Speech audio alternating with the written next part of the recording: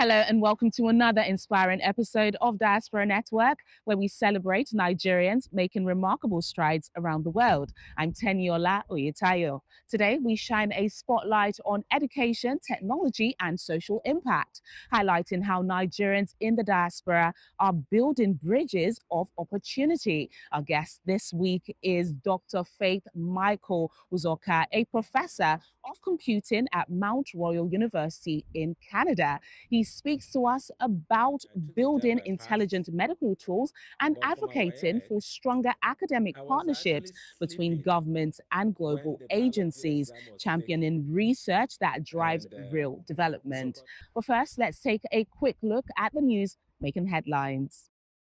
North Carolina, a state in the southeastern region of the United States, has officially declared June 14th Igbo Day to honor the rich heritage and impactful contributions of the Igbo community throughout the state. The state governor, Josh Steen, issued a proclamation on the North Carolina government website formally acknowledging the Igbo people as an integral part of the state. Following the pronouncement, North Carolina is the fourth American state to officially proclaim a day after a Nigerian ethnic group. In 2022, Minnesota recognized August 10th as Igbo Day. In 2016, New York recognized June 11th as Yoruba Day, and Texas also recognized 23rd of October as Yoruba Fest Day to celebrate the Yoruba community in Dallas, Texas. In his declaration, Mr. Steen acknowledged the impact of the Igbo community on the state's economic, cultural, and civic life. According to him, the southeasterns of Nigeria have excelled in education, law, medicine, information technology, and the arts for the past 50 years. Calgary Black Chambers, a society of professionals promoting diversity, has honored two Nigerians, Professor Akolisa Ufodike and Buki Wanda, for their contributions to the community in Canada. Ufodike, a Don at York University, received a Lifetime Achievement, while Wanda, an immigration and consultant and business strategist, received the Excellence and Innovation Award from the society. 19-year-old Nigerian Ifeoluwa Afolayan has won first prize at the 2025 We Innovate Grand Final in the UK. A master's student at Imperial College London and the Royal College of Art, she led the development of Aeropod, a soil-enriching, climate-resilient farming solution. Her team earned 15,000 euros to further develop the innovation aimed at boosting food production. Afolayan plans to partner with Nigerian firms to roll out the project locally. And that's your Diaspora News Wrap. While many migrants manage to adjust to life in a new country, the vast majority face steep economic, social, and cultural barriers. That's why individuals advocating for inclusion, especially through education, play such a critical role. In this week's special report, we highlight some Nigerians working to improve access to quality education and promote inclusive practices. Nigerians in the diaspora, through their unwavering commitment to education, are forging powerful bridges of opportunity, connecting communities, empowering future generations, and creating pathways for progress across continents. Their efforts not only uplift individuals, but also strengthen the global Nigerian identity, turning knowledge into a tool for transformation and hope. In the United States, Dr. Juliet Iwelumo is giving young people the tools to lead in public health innovation. The Nigerian-American professor of medicine and associate director for global health and dissemination at Washington University School of Medicine leads several NIH-funded initiatives. Her work focuses on training underrepresented scholars in HIV research and empowering youth through programs like For Youth by Youth and For Girls and Women, designed to increase access to evidence-based health solutions in global communities. At NASA, aerospace engineer Dr. Wendy Okolo is an advocate for and expert in diversity, equity, and inclusion in STEM, and has conducted seminal work in changing the narrative of underrepresentation in STEM. At just 26, she became the first black woman to earn a PhD in aerospace engineering from the University of Texas. Today, she mentors Black and African students in STEM and supports NASA's educational outreach to underserved communities.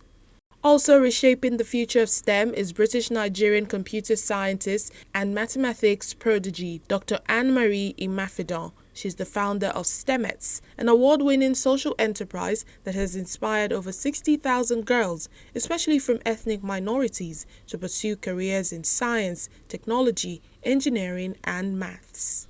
In Canada, Dr. Aloy Anyichie is doing his bit to make the academic journey smoother for others.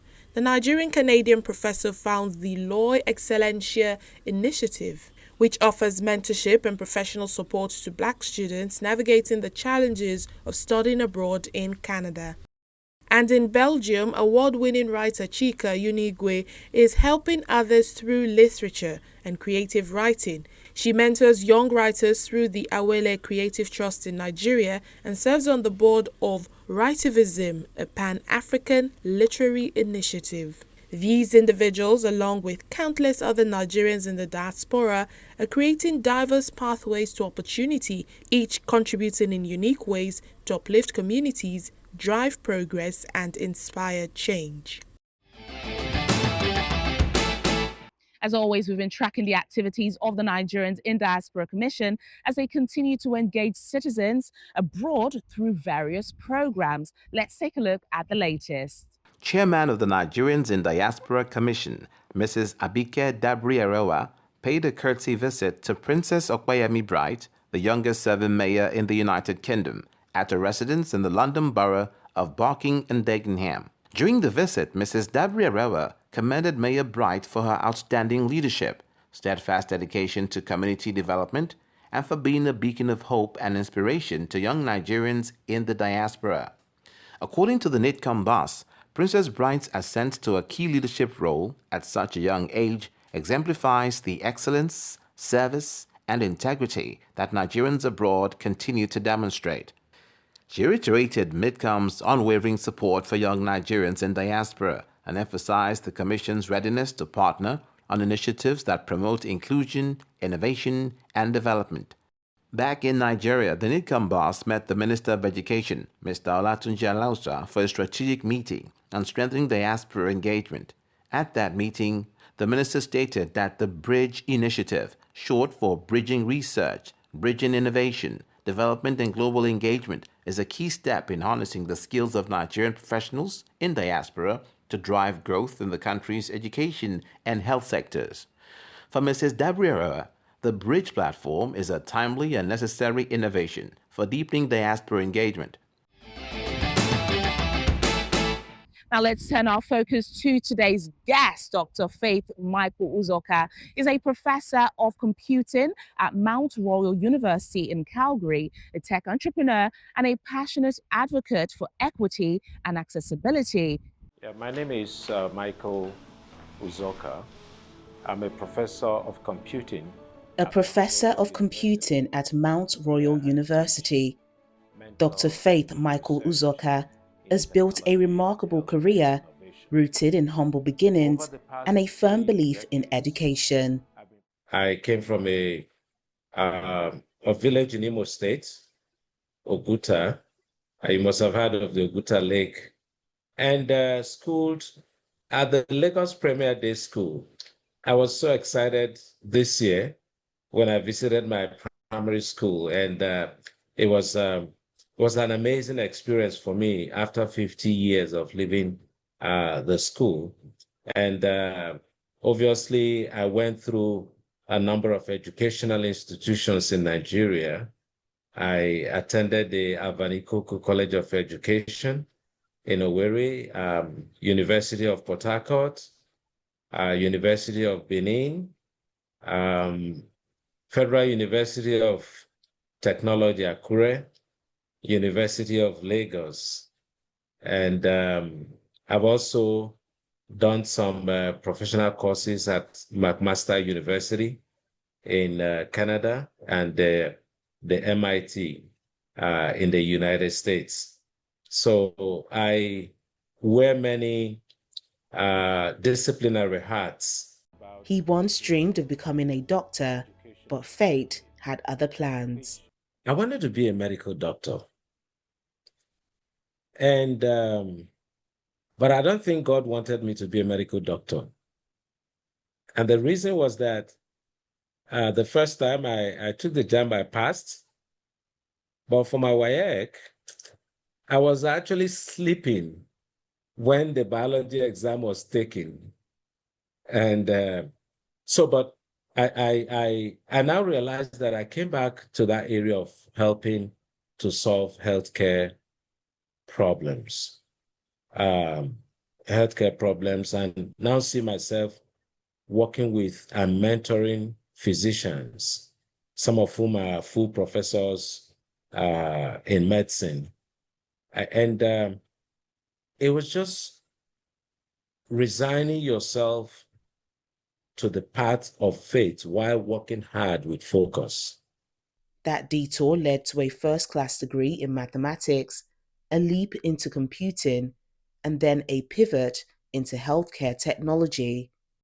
Having gone into computing, I realized that mathematics and computing complement each other.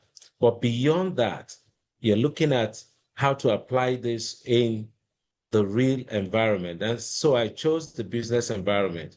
I had an MBA from University of Benin, and then continued my career in computing. However, an experience with one of my students spurred me into thinking about how computers could be applied in healthcare. And so I veered into health computing. And I've been into health computing for about 20 years now. So I would say that my student was my mentor at that time, because while I was mentoring him, he was also giving me ideas that spurred my research to get it to the point where I could apply computing in solving some of the healthcare challenges that we experience in underserved communities. Today, Professor Uzoka leads teams developing intelligent diagnostic tools, one of which was tested in 4 states in Nigeria. We developed a smart pill dispenser. And during the COVID pandemic, we developed the smart medical assistant that had some robotic legs that could go into the hospital wards without human contact and do some kind of disinfection using UV rays and supply food and other supplies to the patients. It also had some AI ability such that the nurse or the doctor could ask questions about certain medical conditions and receive answers. So this system was tested in Uganda, and it was sponsored by the Makerere University. And I'm proud of that system because it showed that there was much that we could do as African scholars if given the resources to do that.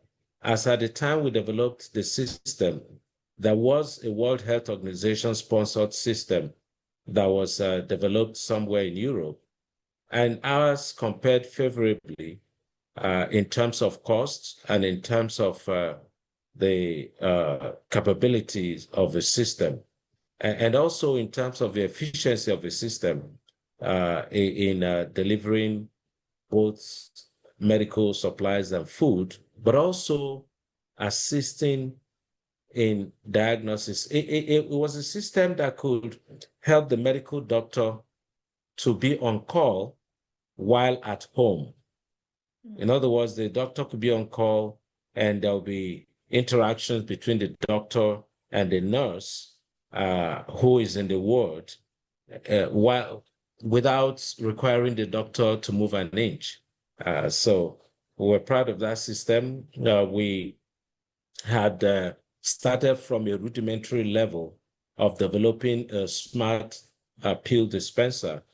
And the smart pill dispenser won some awards, and we were so proud of that. And then moved it from that smart pill dispenser to a smart medical assistant. In addition, we got some funding from the Canadian government and developed a system for the diagnosis of febrile diseases. We call it Fibra Diagnostica. It's on Google Play Store. And we tested it in 4 states in Nigeria, and it worked very well in assisting frontline health workers in situations where you do not have medical doctors. A strong believer in the power of education, Professor Faith Michael Uzoka has donated more than 8,000 textbooks to Nigerian universities and continues to call on African leaders to invest in the continent's brightest minds. Thanks for staying with us on the program. Now, more from our conversation with Dr. Uzoka and why he believes in empowering underserved communities. I have served as a Carnegie African Diaspora Fellow to 1 or 2 universities in Nigeria. I've also served as visiting professor to some universities in Nigeria. And I just realized that Nigerian academics are hardworking, but they do not have the support, they do not have the opportunities, the funding, and all the enabling environment to thrive. I am the vice president of the Continental African Diaspora Scholars Network in Canada. And we've been discussing on the need to stimulate the environment, the academic environment in Africa through partnerships or collaboration with government and international agencies. But international agencies can do just so much.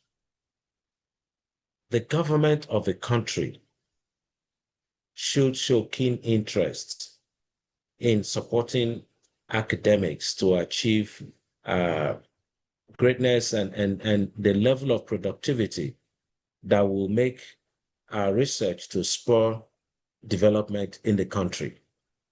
Okay. We're currently conducting a research on e-readiness of African countries for the application of AI in healthcare, which is what every country should be working towards, making sure that we're not left behind. And there's this struggle to get in-country funding because each country has to fund its own component of the research.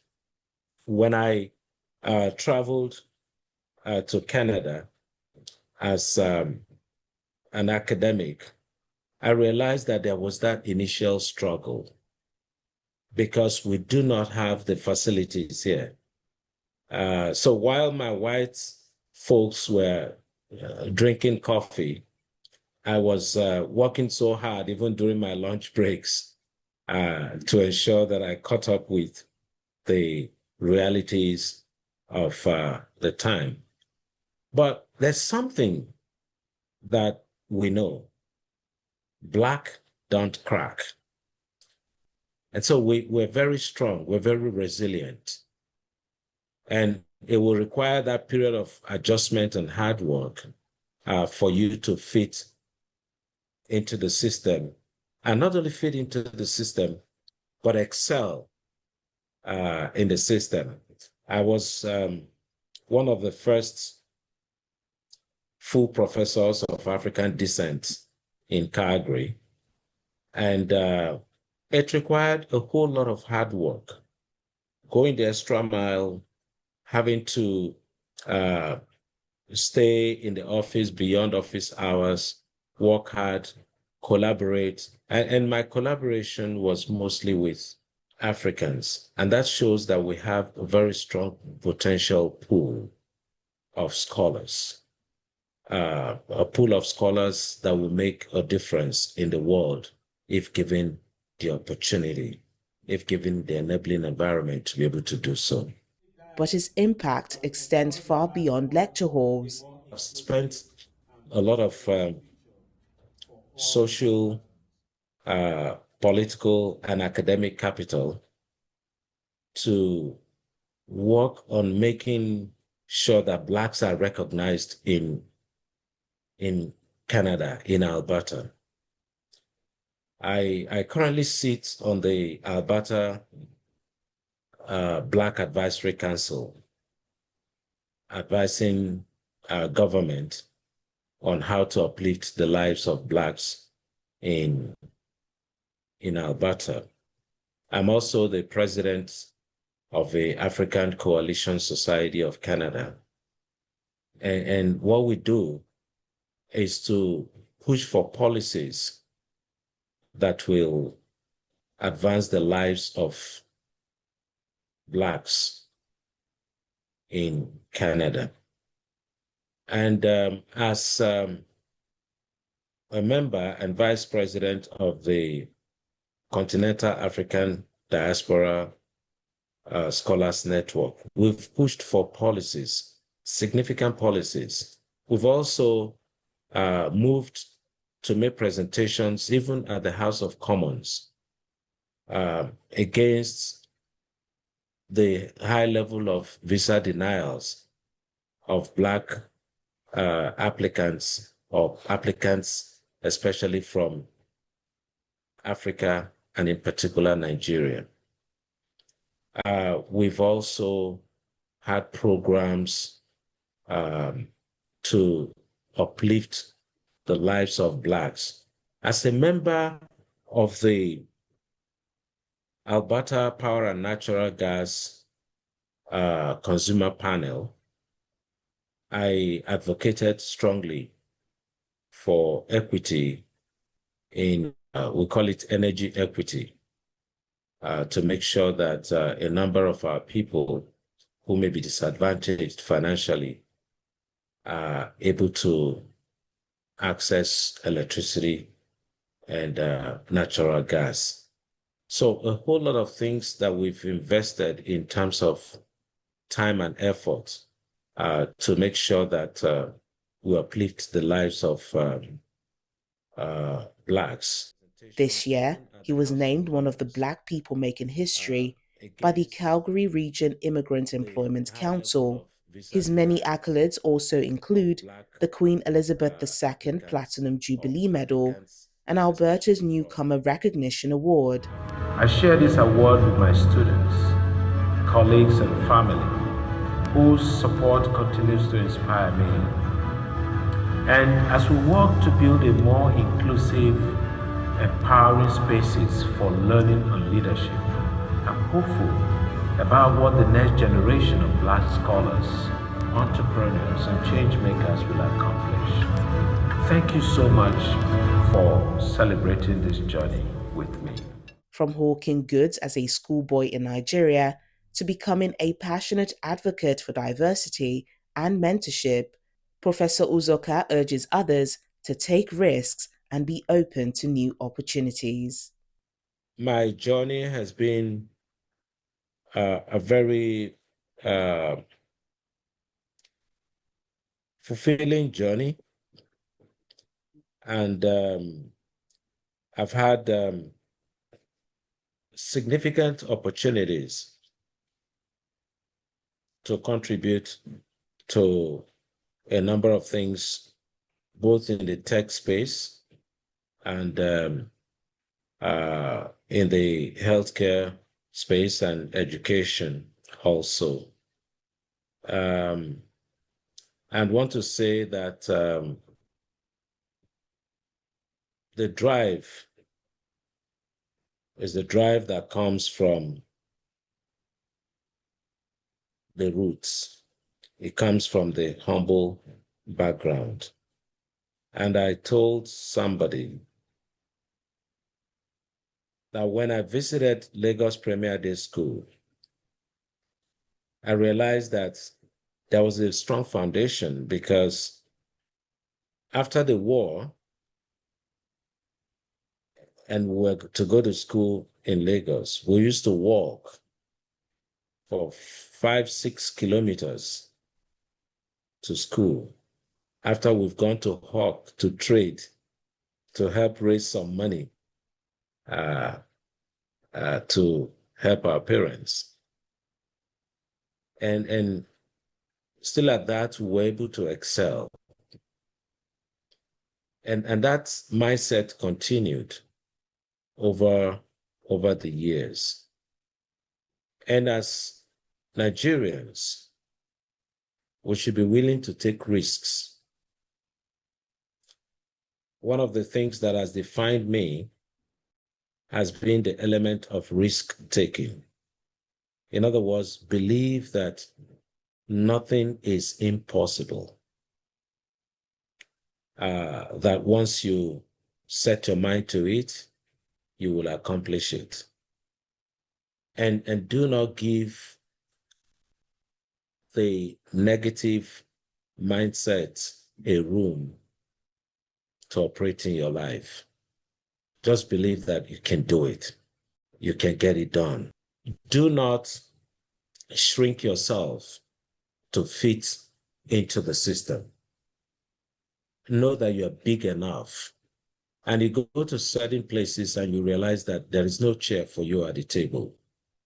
Bring your own chair and make sure that you have a seat at the table. And if the table doesn't accommodate you, please create your own table, and make sure that your voices are heard.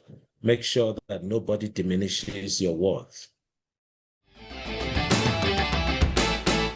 And that wraps up another inspiring edition of Diaspora Network. If you are inspired by Dr. Uzoka's story and want to hear more from Nigerians making a global impact, catch up on past episodes and more via our YouTube channel and website, channelstv.com. Till next time, I'm Teniola Oyetayo. Bye for now.